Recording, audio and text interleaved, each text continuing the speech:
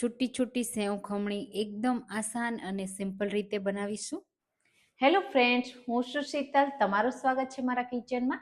આજે આપણે બનાવીશું સુરતની ફેમસ આવી સેવ ખમણી. તમે જો ક્યારેય ન બનાવી હોય ને તો એકવાર ટ્રાય કરજો. એકદમ છૂટી છૂટી બનશે અને મોંમાં મૂકતા જ પાણી પાણી થઈ જશે. તો એકદમ સિમ્પલ રેસીપી સાથે બનાવીશું અને બહુ ટેસ્ટી એવી બનશે.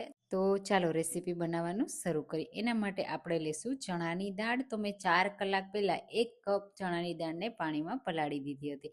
આ રીતે હાથથી તોડીને તો દાળ તૂટી જાય ને એટલી સોફ્ટ થઈ જવી જોઈએ, એવી સરસ પલળી જવી જોઈએ.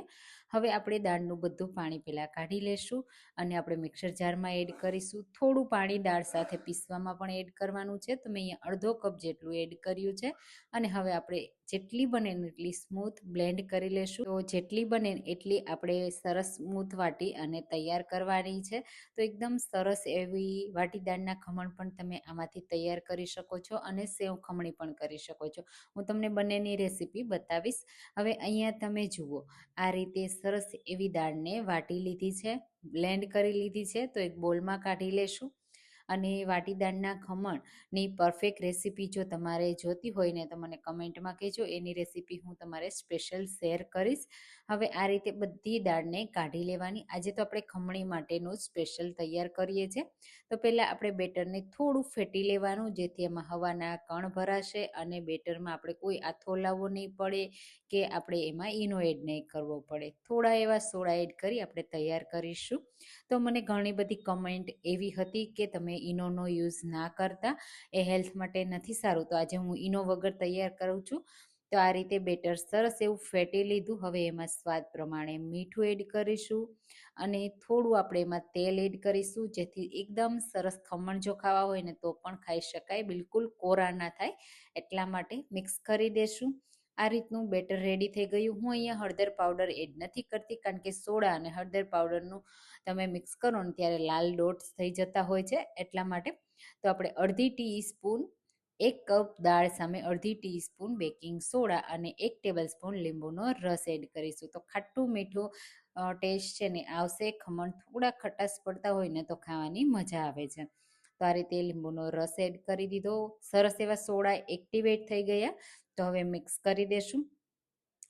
તો તમે આવી સેવ ખમણી ક્યારેય ટ્રાય કરી છે કે નહીં, મને કમેન્ટમાં જરૂરથી કહેજો. અને તમને મારી રેસીપી ગમતી હોય ને તો મારી ચેનલને પણ સબસ્ક્રાઈબ કરજો, જેથી નવી નવી રેસીપીઓ તમને દરરોજ મળતી રહે. અને હા, તમે મારી રેસીપી કઈ સિટીમાંથી જુઓ છો ને મને જરૂરથી કહેજો, મને ખૂબ ગમશે. હવે અહીંયા તમે જુઓ, સરસ સોડા મિક્સ કરી દીધા. હવે આપણે ઢોકળિયાની પ્લેટ લઈ લેશું. એમાં તેલ લગાવી લીધું છે મેં અને હવે બધું બેટર એકસાથે એડ કરી દઈશું. તો અહીંયા 1 પ્લેટનું બેટર તૈયાર થયું છે. જો પતલું કરવું હોય ને તો 2 પ્લેટમાં પણ કરી શકાય છે. અને સરસ રીતે બેટરને થોડું સ્પ્રેડ કરી લેશું. સ્ટીમર પહેલાંથી જ મેં ગરમ થવા માટે મૂકી દીધું છે. તો સ્ટીમર ગરમ છે, એમાં પ્લેટ રાખી દઈશું અને હવે ઢાંકી અને 15 મિનિટ મીડિયમ ફ્લેમ ઉપર આપણે એને સ્ટીમ કરીશું.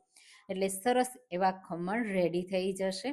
તમે જુઓ, આમાંથી તમે વઘાર કરી અને ખમણ સર્વ કરો ને તો પણ તમને ખબર નહીં પડે કે આ ખમણ વાટીદાળના છે કે નહીં.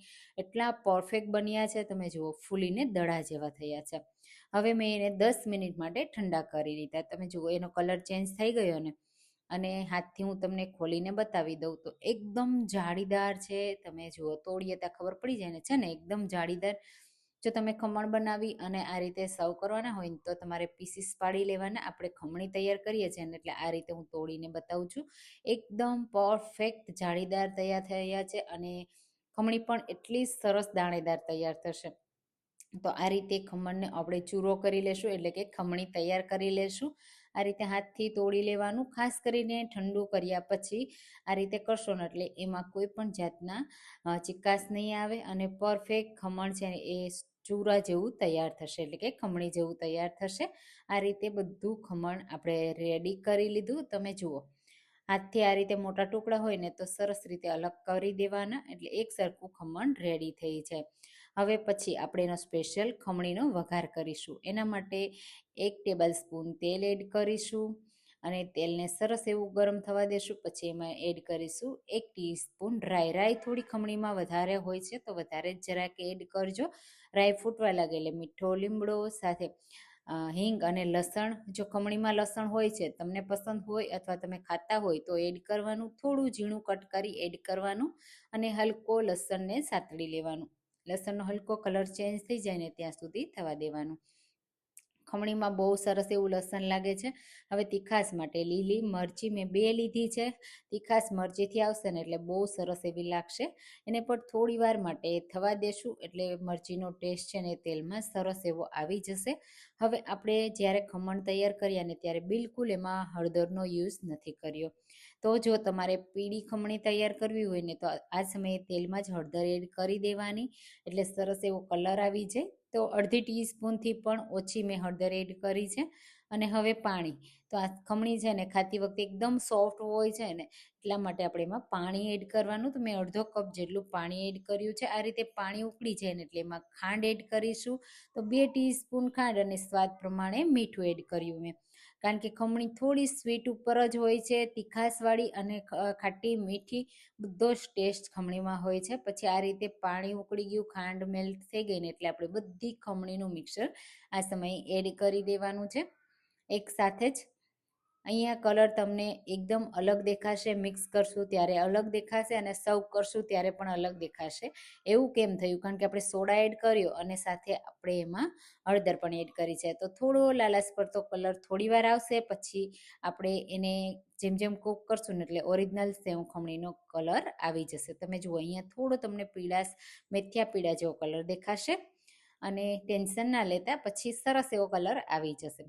આ રીતે બધું મિક્સ કરી દેશું. જેમ જેમ મિક્સ કરશું ને એમ જે ખમણ છે ને એકદમ સરસ સોફ્ટ બની જશે અને ખમણી પણ એટલી સરસ બનશે કે જોતાં જ ખાવાનું મન થઈ જશે. અને આ જ રીતે તમે વારંવાર બનાવશો તો ગરમીઓમાં કંઈક ટેસ્ટી અને હેલ્ધી ખાવું હોય ને તો આ બેસ્ટ રેસીપી છે. આ રીતે મિક્સ કર્યા પછી હવે આપણે એમાં ઉપરથી લીંબુનો રસ એડ કરી દઈશું. તમે જુઓ લીંબુનો રસ એડ કર્યો એટલે કલર માંડ્યો ને આવવા, કારણ કે જે આપણે સોડા અને હળદર પાવડરનું રિએક્શન આવે ને એના લીધે તમને કલર થોડો લાલાશ ઉપર દેખાશે. પછી ફરીથી યલો કલર જેવો થઈ જશે. મિક્સ કરી દેશું પ્રોપર. લીંબુને મિક્સ કર્યા પછી આપણે એને ગરમ ગરમ સર્વ કરવાની. આ ખમણી ખાવામાં ગરમ ગરમ જ મજા આવે છે. તો તમે જુઓ એકદમ છૂટી છૂટી આપણી ખમણી થઈ ગઈ ને રેડી. આ રીતે તમને બતાવું તો છે ને એકદમ છૂટી છૂટી અને એકદમ સોફ્ટ પણ છે. હવે લીલા ધાણા એડ કરી અને આ ગરમા ગરમ સેવ ખમણીને સ્પેશિયલ ચટણી સાથે સર્વ કરવાની હોય છે, જે ગ્રીન ચટણી ખમણ એડ કરી અને બનાવવામાં આવે છે. તો આ રીતે ખમણ એક પ્લેટમાં લઈ લેવાના. એક જ પ્લેટમાં બધું સર્વ કરવાનું, બહુ સરસ એવું લાગશે. આ રીતે પહેલાં ઉપરથી ખમણી એડ કરી દેવાની એક પ્લેટમાં, અને સાથે જ તમે જો ઈચ્છો ને તો લીલા મરચાં પણ સર્વ કરી શકો છો અને ડુંગળી પણ સર્વ કરી શકાય છે. ઉપરથી આ રીતે સેવને સ્પ્રિંકલ કરવાની, જેટલી તમને પસંદ હોય ને એ રીતે. અને સાથે સ્પેશિયલ સેવ ખમણીની ચટણી અને મેં અહીંયા ડુંગળી સર્વ કર્યા છે. દાડમના દાણાથી ગાર્નિશ કરીશું અને ગરમા ગરમ સેવ ખમણીને એન્જોય કરીશું. તો ઓછા તેલમાં તૈયાર થઈ જતી, ખાવાની મજા આવે તેવી સવારના નાસ્તા માટે કે નાની મોટી ભૂખ માટે ગમે ત્યારે તમે આ સેવ ખમણીને સર્વ કરી શકો છો. તો તમને આજની આ રેસીપી કેવી લાગીને મને કમેન્ટમાં ચોક્કસથી કહેજો અને રેસીપી ચોક્કસથી ટ્રાય કરજો. Thank you.